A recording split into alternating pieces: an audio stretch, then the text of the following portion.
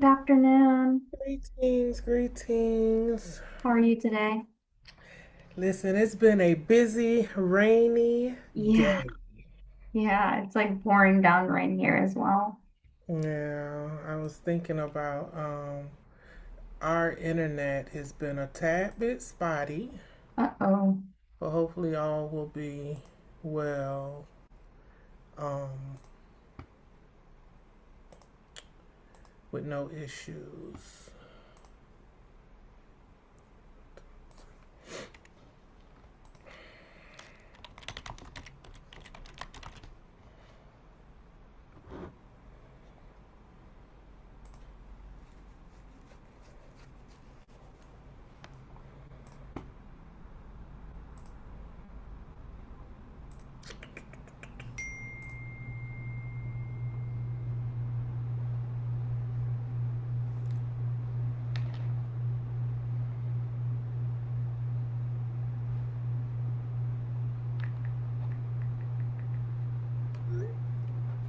Lenny, let me see.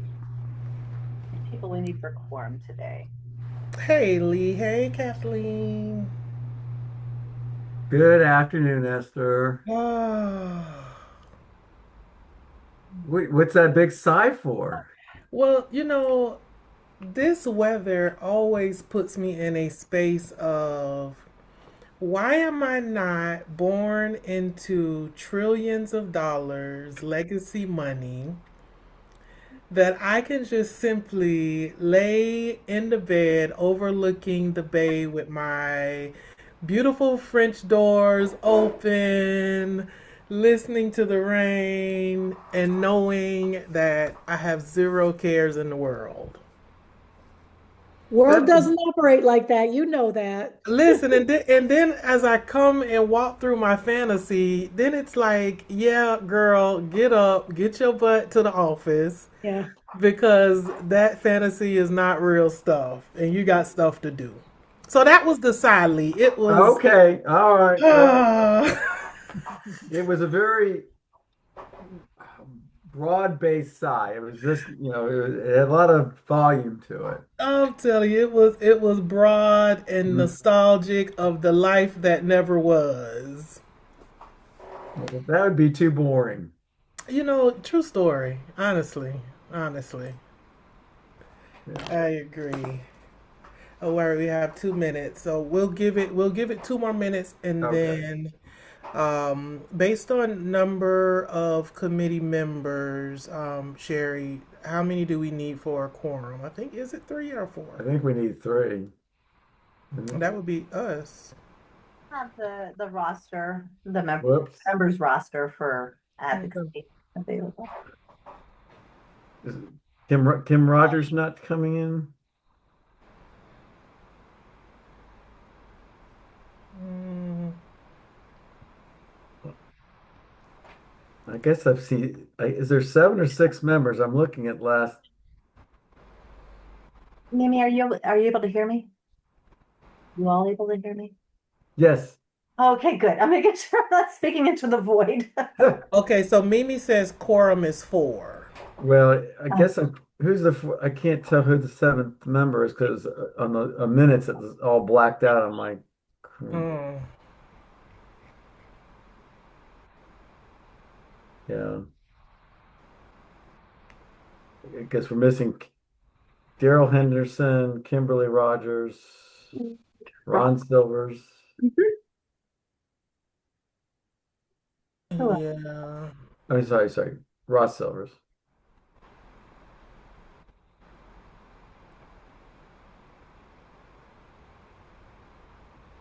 I guess that's four. Yeah. No word from Kim Rogers? No. Mimi, She- any word from Kim Rogers? Nope, I'm she didn't email me. I'm Are a you guys able to texter. hear me? Can you Hi, text her, Lee? I'll I text just her. signed in. Oh, Oh, Oh, Hello. hey, Kim. Okay, I didn't All even look right. over. uh, So we do Yay. have we were about quorum to track now. you down. Awesome. This is good. We have a quorum. We can go ahead and get started. We are on task. I want to welcome everyone, as normal, going over the COC mission, which is to coordinate all community partners, systems, and resources available with the goal of helping individuals and families to prevent, divert, and end homelessness in Pinellas County. Of course, our vision is to make homelessness rare, brief, and a one time experience. And specifically, our purpose is to use data, research, Pinellas CoC members and provider input, and the individual perspectives of people with lived experience to advocate for the legislative and funding goals of the Pinellas CoC with policymakers and funders. So we're going to dive directly in, our consent agenda, which is attached, seeking for a motion to approve and accept it at this time. I make a motion to approve. Second. Thank you so much, so much. All those in favor? Aye. Aye. All right, fantastic. It does move forward, and that's for both attachments, minutes and the summary. All right, I'm going to go ahead and toss the ball over to Sherry. She'll go over our federal and HUD landscape, and then I'll come back on COC strategic plan. Go ahead, Sherry. Okay, thank you, Esther. So HUD COC program NOFO policy updates. Just to say very quickly, the HUD NOFO, we've had 3 NOFOs that dropped since June 1st.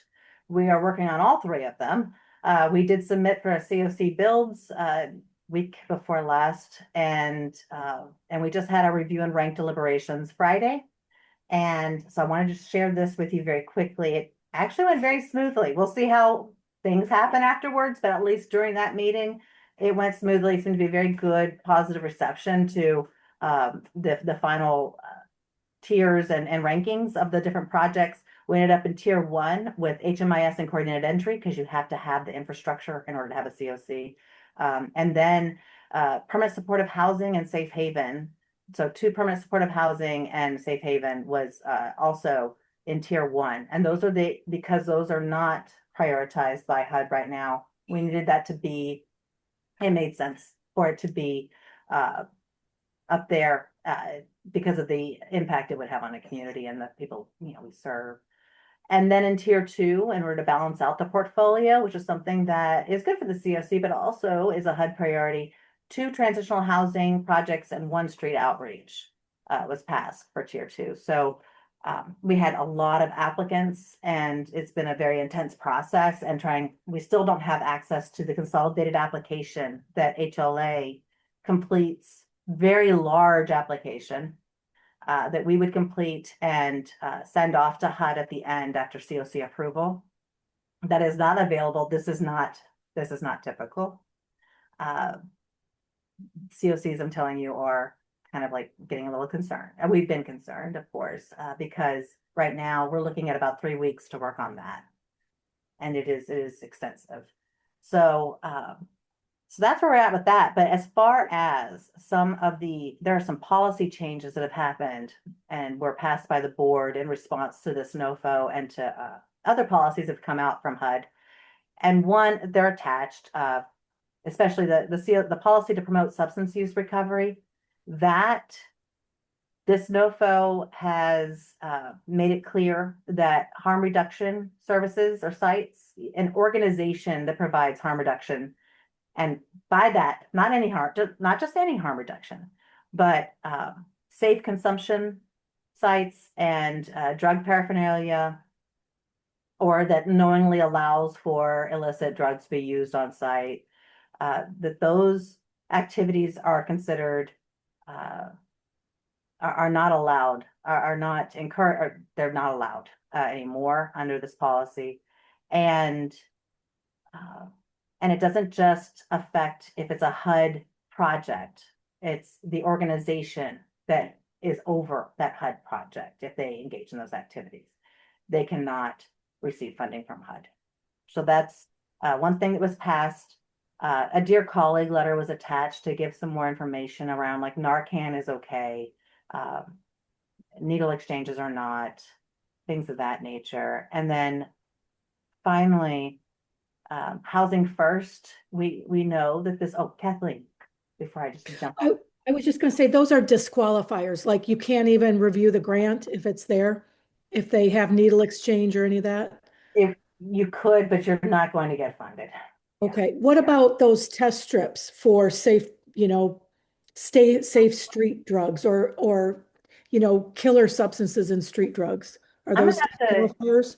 I had a response for that. It slipped my mind right now. Okay, I was just wondering, that's all. I think that those are a problem actually, but I don't want to say that definitively right now. Teresa has her hand up, so maybe she may have something different. I was just going to mention that at the board meeting, we had pretty extensive conversation around this matter, particularly, and Michael Gelazzo was one that did speak up, as well as others related to the needle exchanges, as well as the test strips. And I thought that there was still some question about the test strips, whether they were allowable. And I think most of the discussion was yes, they would be, but I'm not certain. Don't quote me on that, but definitely the needle exchanges were not permissible. And we raised significant questions about Narcan, and that is permissible, as Sherry mentioned.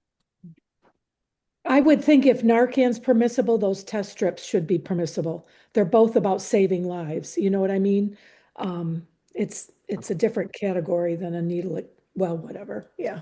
Okay. Thank you, Teresa. Yeah.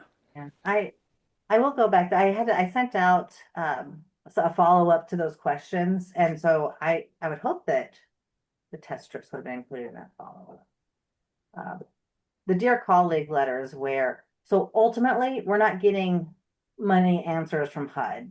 So the questions have gone out, but there's not any response that's helpful other than we sent out the question and we got back the Dear Colleague letter to reference it. And that was a SAMHSA. So that's the Substance Abuse and Mental Health Services Agency. Or yeah, that's what SAMHSA is. And so I'm going to check inside that Dear Colleague letter and also the email that I sent out to folks who are interested, the board members and also providers who had those questions. So those were passed, and then housing focus language was considered because housing first throughout this NOFA, and we knew this was coming down, where HUD is shifting priorities away from housing first, and so there's been a lot of conversation between providers and funders and the joint councils on different language or different approach that isn't housing first, but that we can, at least get around. And housing focused is where the councils landed and the board approved that as well. And so with that approval, HLA is going through all the materials, I'll pull everything we can to find anything with housing first in it, and not just doing a language swap. It's an approach switch. I mean, there's some nuance there. We're not going to want to just say housing first is, and here's the definition of housing focused, and here's the definition of housing first. But definitely in areas where housing first is mentioned, either removing it entirely or replacing it with housing focused consideration for language. Any questions around that? Or any questions around the NOFO in general? And some impacts. Is it getting more frequent or less frequent from HUD on NOFOs, or it's just, who knows? This is, I've spoken, I meet regularly, at least twice a month, with all the statewide COCs and keep up with various listservs and groups. And no, this is totally different. Everything's very different. It is, even within staff who have been here over 10 years, they said this is the most intense time, the most intense year in general, but right now, the most intense time that they have in memory. So we are well on our way with I'll call it the regular big NOFO, the COC program NOFO. Right. Like I said, the COC builds was submitted. That was a quick turnaround. That was within 30 days we had to submit that. This is a fair. Your staff seems to be doing a great job. They are. And then and finally, we are working on, there was a NOFO came out for many of you probably heard of the Youth Homeless Demonstration Projects, YHDP. Uh, those are incredibly competitive. I know that HLA had applied several years ago for one. Super competitive. And so something that HUD introduced a while back was, we call it YESI. It's Youth Homeless Service System Improvement Grant, and it's in that same NOFO. And it's recommended that if you're going to go for a YHDP project, that you would do this first, because it gives you like a good period of time getting technical assistance, really beefing up your network of youth providers and other systems that work with young people, and making sure that young people 25 years of age and younger who have experienced homelessness are actively involved in leadership of, having a youth action board, um, are involved on the CoC board, have all are very, very have leadership roles around policies that impact them. And so we are a good ways through that. We've conducted a survey. We've met with our youth providing agencies, and we're able to have a focus group last week. And so we're having young people actually involved in the grant writing, or involved in what we're putting into this project. But it gives us a good planning time, because that is an area that we know there's need, but we don't have the data on the need so much. And because finding young people is a different story than like the pit count and the way people are kept that way.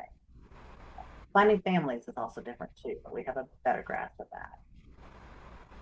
So, but yeah, very intense period of time, especially when it coincides with monitoring season and other areas that that we're getting ready for elections for the CoC board. The nominating committee meets for its first time this week.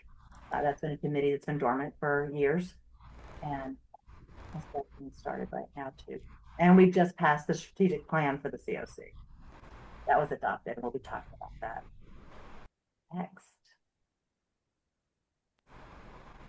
All right. Any questions of Sherry of those points that were made before we move on to our next item on the agenda?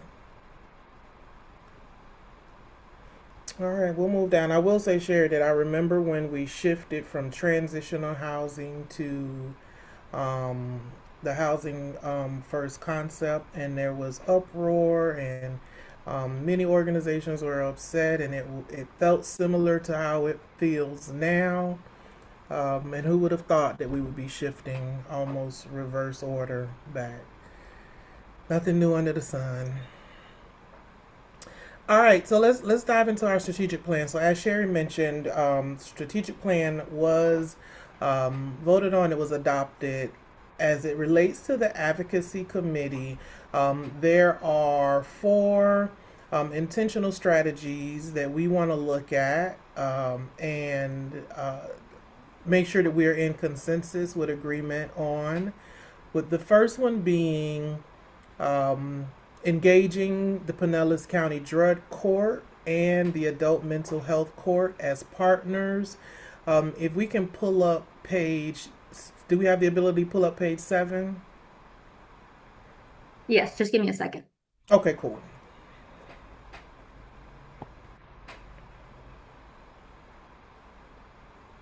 Okay. I'll pull up the strategic plan entirely. Okay.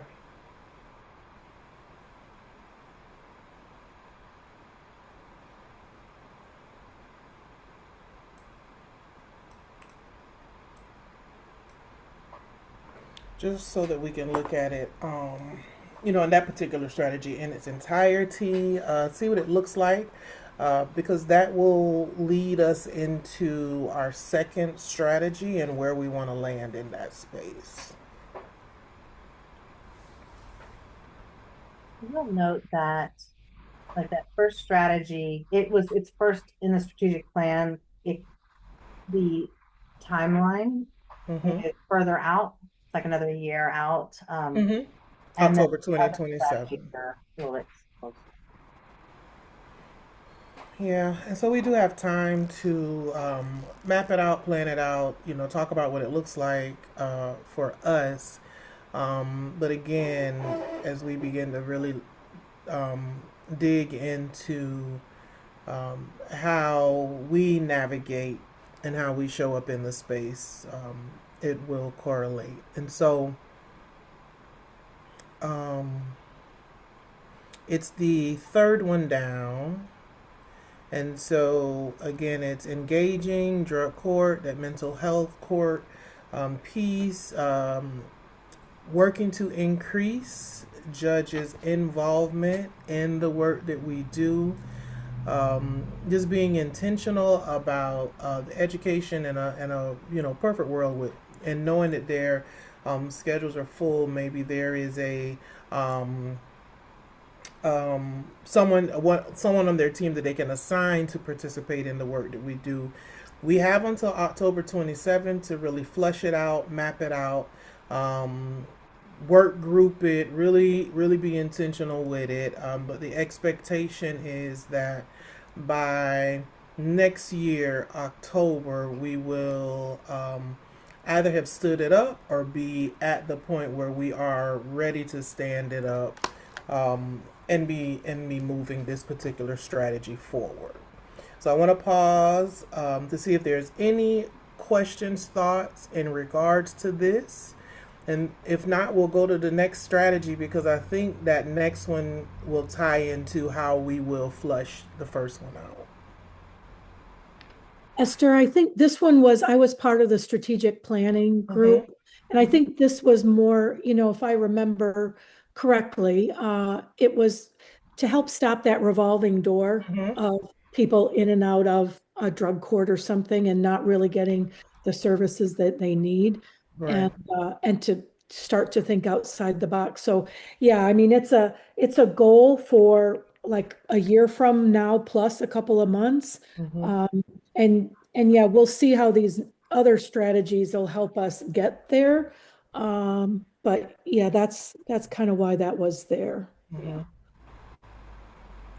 Agree. And thank you for that, Kathleen, because when we look at that second strategy, which is the consideration of redesigning the advocacy committee and or launching a community relations work group, I Mhm. feel that that one ties directly into how this first one can be fleshed out, because the work groups are, I feel like, the glue that brings committees together. They're able to think tank things, what works, what doesn't work, right? How does this specifically connect, and what are the kinks that can be worked out before it actually is um, rolled out as a functioning piece of what we do.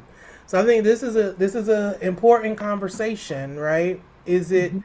is it that we look at redesigning how the advocacy committee shows up, or is it that we move towards intentionally putting together community relations work group? Now, I will say when I talked to Sherry and Mimi, my thought leaned more to the community relations work groups as opposed to redesigning the advocacy committee, which there has been a lot of thought and process into this committee. But the community relations work group allows us to bring in community voices, young folks, other organizations without that piece of having to be a member um, of COC to have your voice heard. And so that's something that I have always elevated, and I am in support of that. But not trying to um, um, be the voice to say this is what we're going to do. But I would love for us to really give some consideration to maybe that part of it, as opposed to looking to redesign the advocacy committee as a whole. So I'll pause there, and any thoughts or feedback.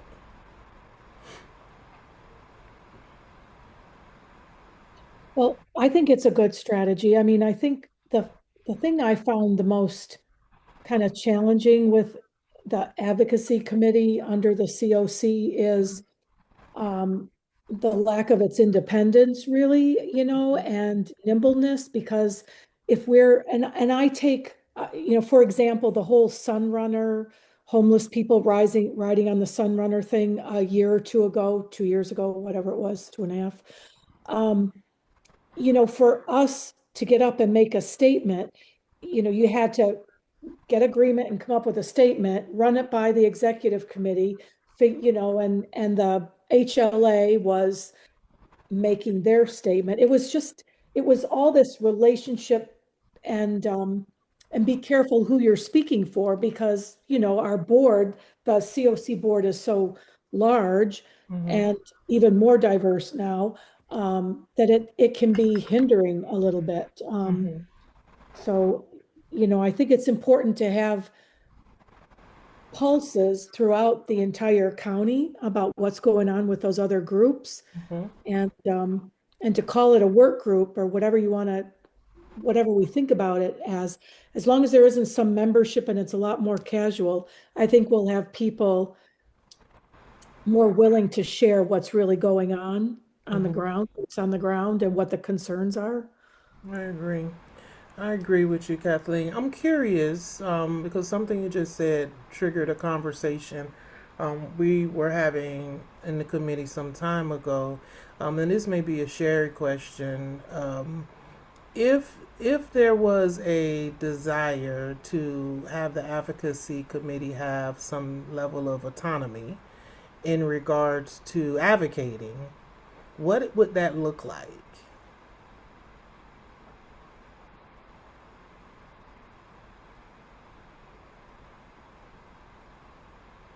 So one way that I could answer that, unless you had a response, I'll start out with one thing. That could look like, so I'm a nonprofit. I work with a nonprofit. And the COC, of course, like Kathleen said, has many members with different opinions. There's a lot of steps that have to be taken. And the COC, even with some policies, may strategically want to avoid voicing some of them. As a nonprofit, of course, we have to be careful about what we're putting out there as well. And so one thing that I know that we do from the HLA is we give just information and education to the city of St. Pete, Pinellas County, to staff in other jurisdictions, and of course to the general membership, so that people can do with that what they will. And they're not speaking on behalf of the COC, but they have information. That's one strategy. But here's what I was just thinking. So I wrote down notes about, well, should the COC consider making a statement about Amendment 3 on the ballot? And what do they think about that? And what would be, and Sherry, we can stick to facts about, expected impacts on budgets and what that might mean, and that these decisions then will need to be made about certain social services.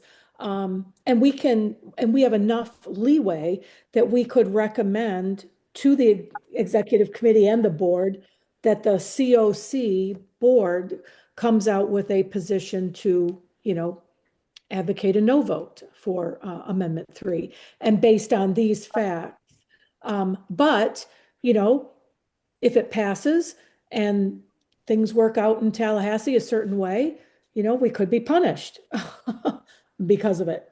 So, that's the reality, which really squelches all sorts of advocacy the way that is. Yeah. But anyway.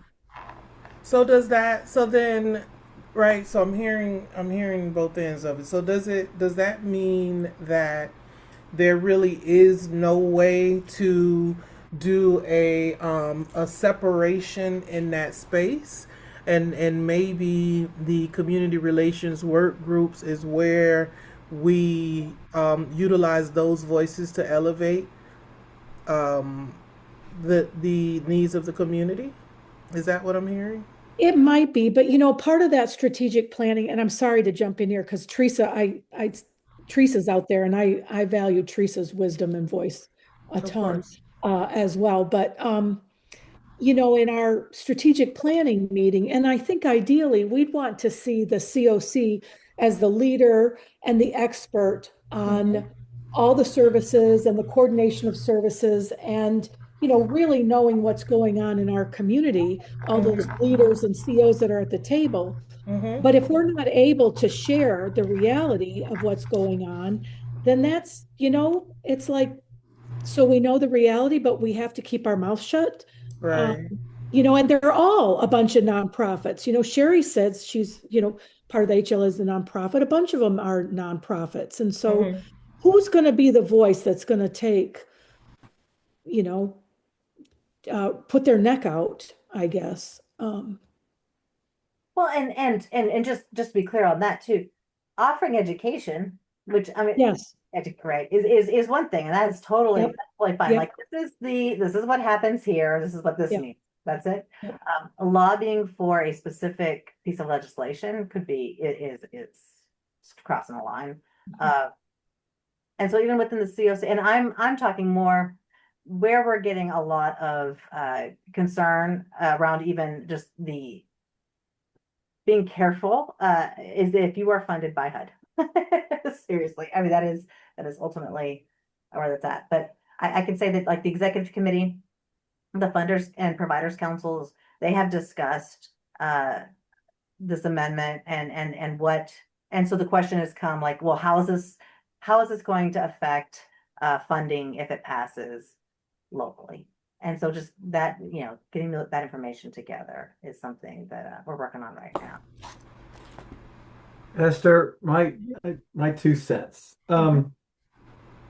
I guess I'm trying to think where public relations come in, and advocacy. The community relations is almost a public relations, same church, Mhm. which is information driven. You're educating people. There's nothing.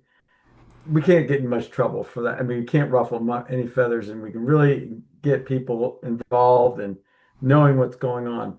On the advocacy side, I see two things. There's reaction and proaction. Mhm. I think we should do very little reaction. I think that's where we can get in trouble. Let's say the Amendment 3 or whatever stupid thing Tallahassee passes. The ship sailed. We're not going to do much good once now. Property 3 is still on the amendment, Mhm. but I'm hoping the fire department, the police department come out against it, which carries a lot more weight than us coming out against it. Um, but being said, I think the advocacy of proaction of getting our local and mainly our local governments. We don't have money to do anything in Tallahassee. We could support the Florida Coalition of Homeless. They're their lobbying arm. But to get the local governments support either financially or resources or whatever for the causes. Uh, so we were doing advocacy, I like the proactive and not reaction. Okay. Okay. Well, isn't it proactive to be, to make a statement about Amendment 3, for example? I mean, people haven't voted on it yet. And I would say, you know, I respect what you're saying, but again, if we're the experts and we have all those experts around the table and we don't make a statement about something like this, Mhm. it's like silence is complicity. It's like, wow, their COC didn't even say anything about the economic impacts of Amendment 3 on their populations. So I would be for uh, Kathleen, saying, if we have facts on exactly what it would impact, yeah, it's going to be negative. The county and the cities haven't done the number crunching. So unless we have, yes, it's going to be a negative impact on almost everything. But how negative? I don't know. I surely haven't seen numbers that see what people are going to cut yet. So to go out and blanket say it's going to be negative, yeah, okay. Well, how negative?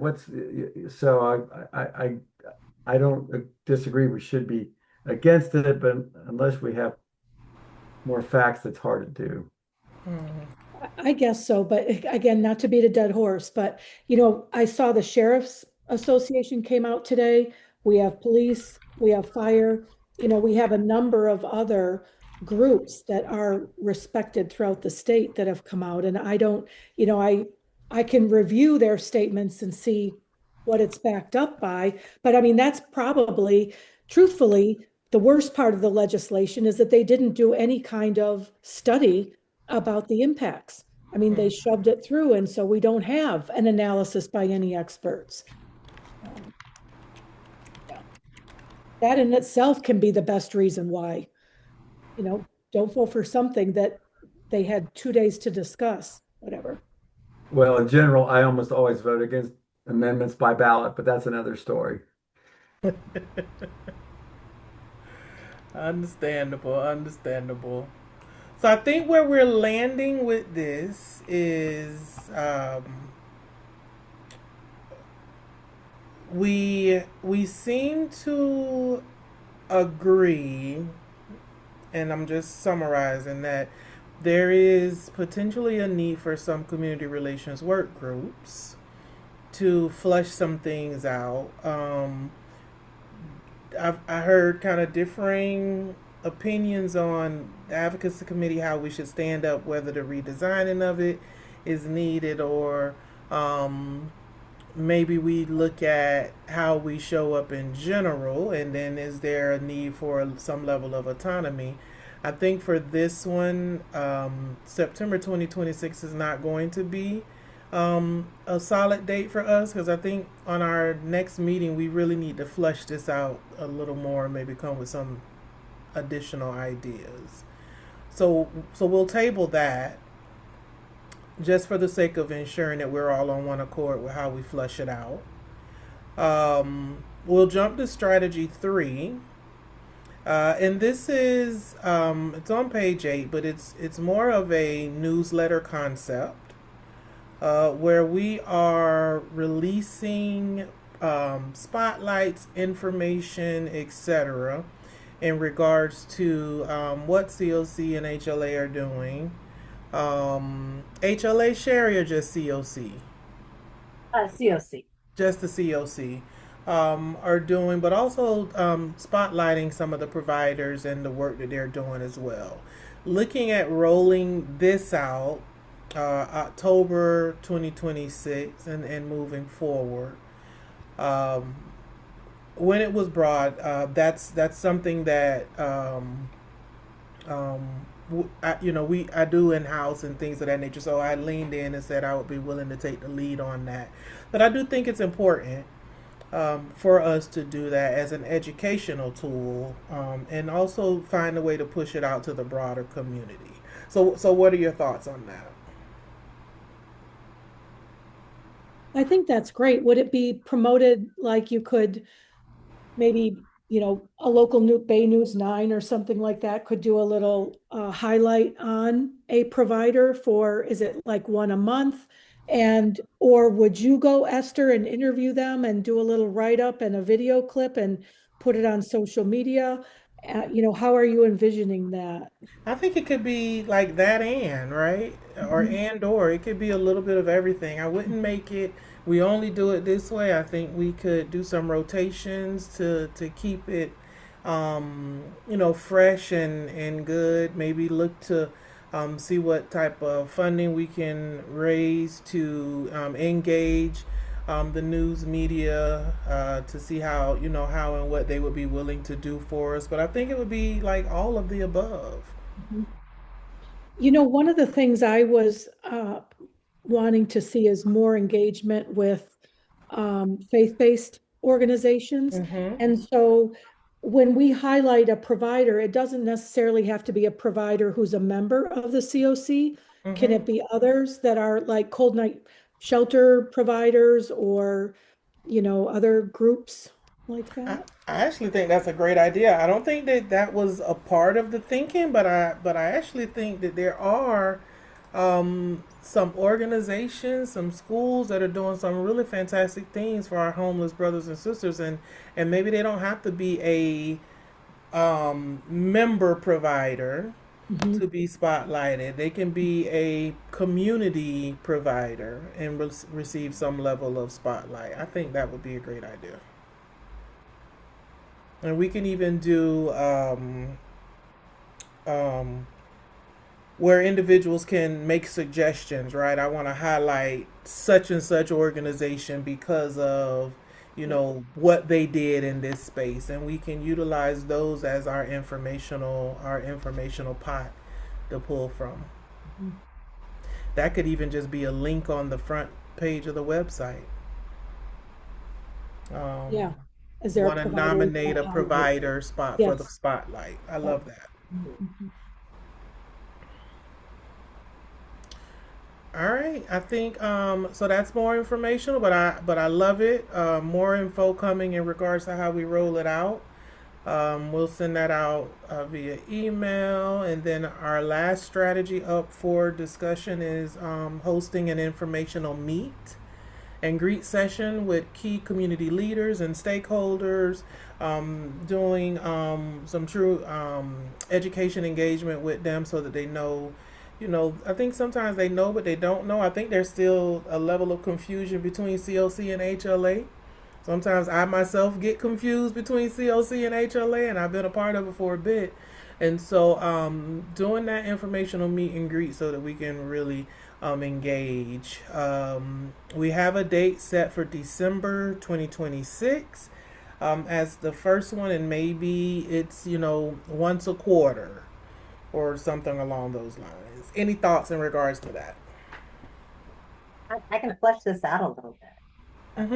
a little bit more. We do have information sessions already that we do quarterly. And so one one discussion point around this, or the thinking behind this in that group, was this be kind of more of a informal, hey, come and meet us, talk, and make have some sort of program going or some points, but it'd be a way to, I know what it was, Lieutenant Hayes said it. Mm-hmm. We meet all the time through these very structured forums, right? And this would be a way for people to get together within the COC, but also to bring in others as well to build up those relationships more and to Mm-hmm. talk about what the COC does so that people can plug in. That was an idea. It's not necessary to be that way. I just wanted to throw that out there as Awesome. Thank you. Thank you. You know what I was thinking too, Sherry? I mean, I was thinking as Esther was going through this, like, okay, would we have these in some of our larger cities within the county at like a coffee shop and invite people to come in and chat and meet with us and they can, have some coffee? But what if we hosted it at a provider's location, So even if we went to Safe Harbor and had it there and we catered in some coffee and whatever, whatever. And it's like, have you ever been curious about this? And come find out about the HLA COC and one of our key providers in the community.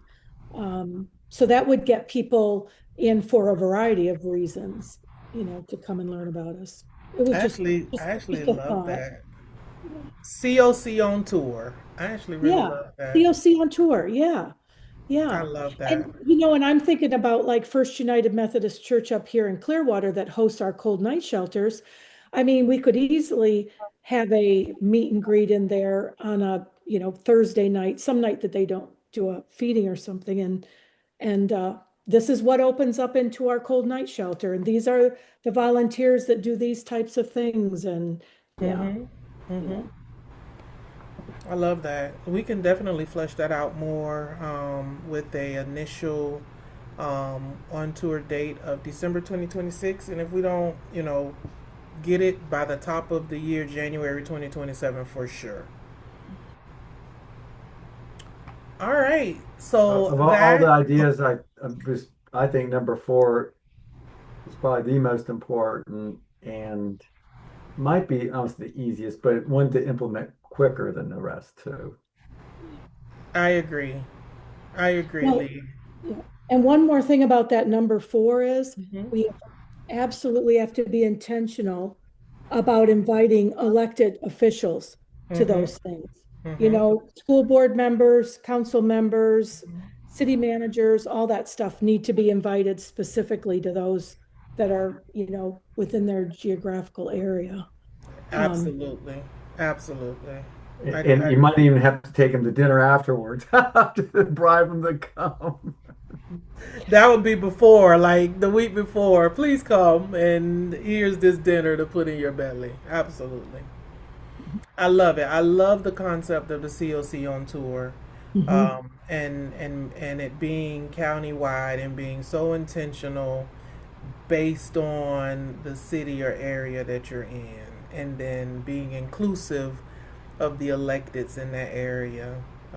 Hasn't been done before, and something as simple as number four can truly make a difference, as it relates to outside advocacy for the work that's taking place. Yeah. Sherry, do you know if any other counties might do anything similar, open houses, tours, whatever you want to call it? Yeah, Or I can't think of one right now. So something that we did do last year is that we started to have membership meetings at providers. That has become a little bit more difficult for some reason. I think we tapped the people who are most willing to do it. And then also we have fewer people showing up in person, especially if the weather becomes a situation. And so we are now, the executive committee approved moving to virtual meetings for membership meetings, except for one meeting a year we'll have in person. And other COCs for their membership meetings tend to be like that too. They're much quicker, they're shorter. They are based on this is what's going on right now, and then getting input and feedback, having a conversation, and then and what resources are available, and doing that all online.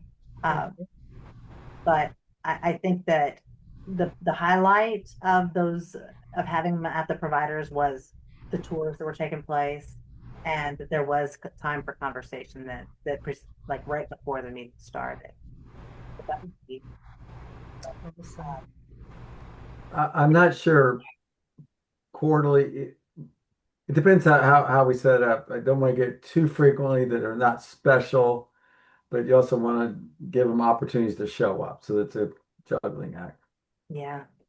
Agreed. Um, I've been quiet because I've been trying to wrap my head around all this stuff. I like to listen first a lot. And I think this fourth strategy sounds really promising. Mhm. Um, I know you all know this. The city of St. Pete does the city on tour thing with the mayor being there and Mhm. their city departments. I think it could we could kind of mirror that, and maybe even spotlight a provider at that time Mhm. and invite the media to attend. Um, That's so actually a really good idea. Yeah, I actually really like that. Maybe, um, depending on the quarter and how many providers we've spotlighted in that quarter, that's the culmination of all of them at that COC on tour in person, um, and really bringing them out to educate. I love that. And then the follow-up strategy is we have that information, we have clips, or we have, and they can be throughout the year put out in social media Yes. as well. Agreed, agreed. All right. I feel like we accomplished something. Well, if we're shooting for December, early December something, is that sort of the goal? December is the goal. So we have, if we're looking at December, September, October, November, so we have just about 3 months. If December's the goal, that means December month wouldn't be counted. But worst case, I think January, top of the year, should be like our Okay. Um, solid rollout date. I think if we approach Lieutenant Hayes or Joe Pandolfino with Safe Harbor, Pinellas Hope, I think those guys would be pretty welcoming to having us, do a spotlight on a provider for them at least. Um, Cool. they're two of the biggest. So, I mean, I think they'd be easy to work with if we're wanting to start somewhere. Okay. Just I two like cents. it. I like it, and I think that 3 and 4 actually are married to each other in the space of getting the information out and then pulling the information for the informational meet and greet sessions.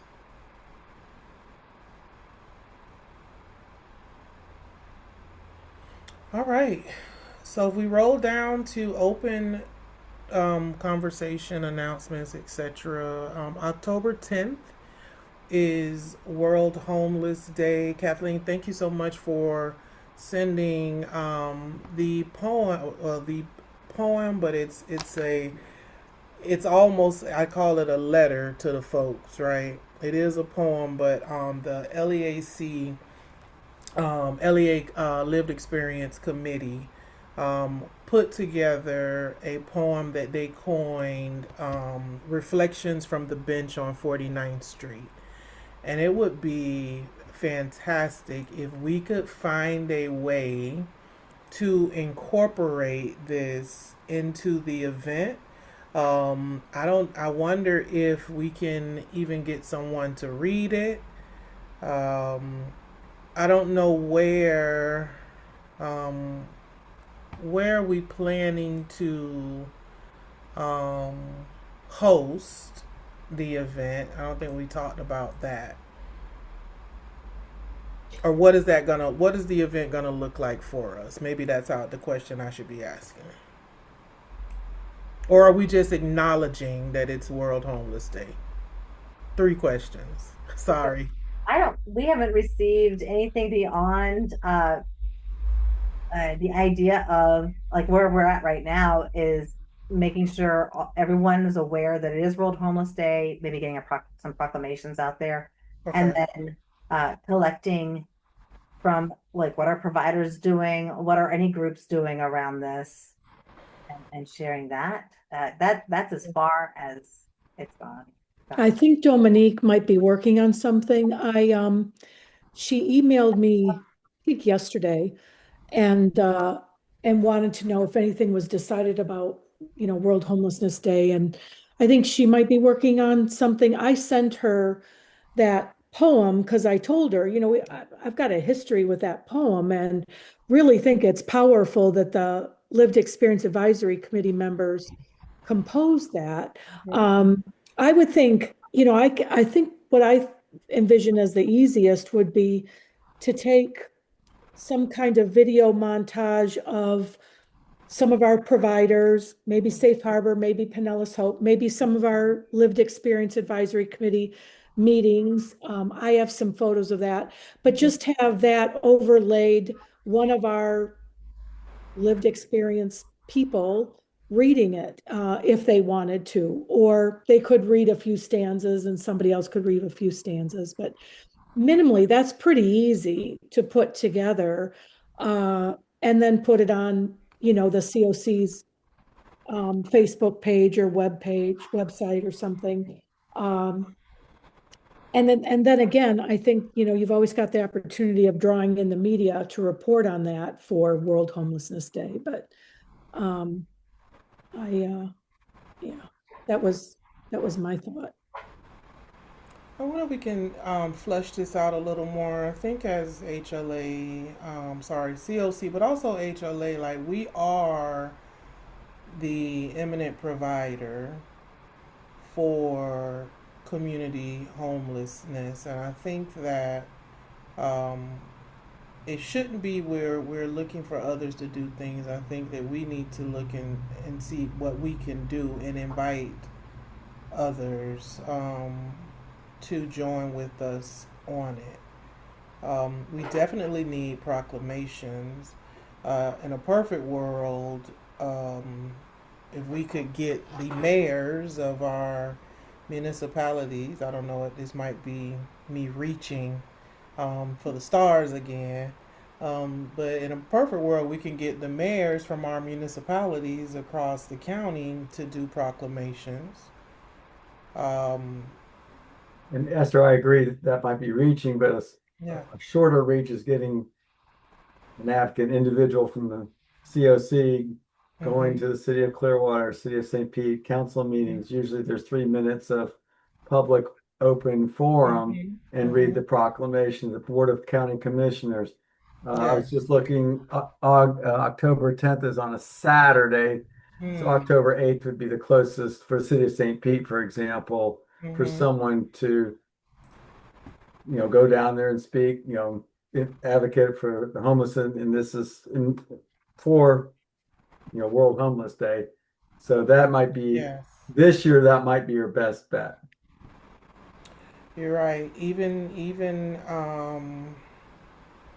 And then sharing, yes to that, Lee, and then also sharing via, the council members' contact information, this poem, so that they have it in their packages, as we are presenting to them. But I do think that we need to do something, as I opposed to waiting. Go ahead, Kim. I I don't think it would be difficult to get the city of St. Pete to do a proclamation because Mm-hmm. we've got Councilmember Deborah Fix Sanders. Mm-hmm. As long as we had the proclamation written, am I like thinking wrong about that? It sounds like No, Kimberly just volunteered to get City of St. Pete proclamation. that's exactly what it sounded like. And Ms. Deb would, I think she would love to do it. So thank you so much, Kim, for volunteering to take the lead on that. It's such Oh a no. beautiful thing for you Okay. to do. Well, I'm gonna keep my mouth shut from now on. Well, I uh, think, I think, that should come from the COC Executive Committee or the president, or the Mhm, chair. Councilwoman Fig Sanders should send it out to each mayor in the county, all 24 mhm, of them, at the mhm, same time and ask that, they accept this proclamation. But, as a former council member, it's sad, but those proclamations are kind of just a little bit of symbolic ritual and then it gets mhm, filed away. I mhm, would urge us, if we really want to, draw attention, and again, I hope this is just in the AI notes, but a number of, not, I don't think even a majority, a mhm, number of our big cities in Pinellas County signed on to the Pinellas County Housing Compact mhm, about 4, 5, 6 years ago. And mhm, that's gone, we haven't done enough with it. And so that compact has some lofty statements. It doesn't have measurables, but mhm, we need to also say, I would, say, and please remember, you signed on to this Pinellas County Housing Compact, mhm. and we need to start making some progress. It's just because otherwise things just get signed and stuck on a shelf and there they are. Agreed. Agreed. So then, with that being said, Sherry, is there a way that you can do the reach out to Chair Fix Sanders to see if she would be willing to draft that letter out? Don't know. I can reach out to her, but I don't I know she'd be willing to take what we, so Commissioner Nowicki has requested the same. He will take, if we draft it, then he will take it to the county. Uh, Okay. and so I don't know if she would be the one to draft it or not, or if we, because usually they would expect us to draft it. Okay. Okay. All well, right. Cool. I mean, I can draft the proclamation. Yeah, Oh, that's the only area. perfect. All right. Perfect. Perfect. Do we? Yeah. All right.